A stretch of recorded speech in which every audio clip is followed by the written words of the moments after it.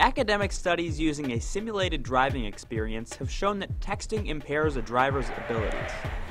To find out how this translates to actual on-road conditions, Car and Driver compared the results of texting while driving to the effects of drunk driving on the same day and under exactly the same conditions. We measured the driver's reaction time to a light mounted on the windshield at eye level, meant to simulate a lead car's brake lights. The critical measurement was the time between activation of the red light and application of the brake pedal. The two test subjects were 22-year-old web intern Jordan Brown and 37-year-old editor-in-chief Eddie Alterman. First, we tested the driver's regular reaction time to establish a baseline. Next, we ran the same tests while the drivers read and returned text messages. After runs at 35 and 70 miles per hour, they took a cocktail break. Get me some vodka, sir. Vodka and orange juice got our two dedicated professionals to slightly over the legal blood alcohol limit of 0.08%. We then put them behind the wheel and ran the test without any texting distraction. Brown's reaction times degraded significantly while texting.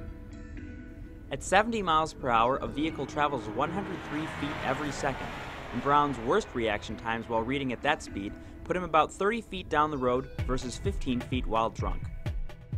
Alterman fared much, much worse. While reading a text and driving at 35 miles per hour, his reaction time nearly tripled. Moreover, his two hands on the phone technique resulted in some serious lane drifting. While you're texting and driving, time disappears. You're concentrating so hard on reading and texting that you completely ignore what's happening in front of you. It wasn't until I looked up consciously to see the simulated brake light that I reacted. You shouldn't be doing anything as complicated as texting from behind the wheel. You know, I'm not incredibly surprised to find out that the text messaging while driving is dangerous, rather how much more dangerous it is than most people think and how it compares to being legally drunk. I'm definitely guilty of text messaging while driving, but you know, having seen the results from this test, it sort of makes me think twice about doing it in the future, and maybe just come to a complete stop before I pull the phone out next time. The results are clear. Reaction times are drastically slower when a driver is distracted by texting. So the next time you're tempted to text, tweet, email, or otherwise type while driving, either ignore it or pull over.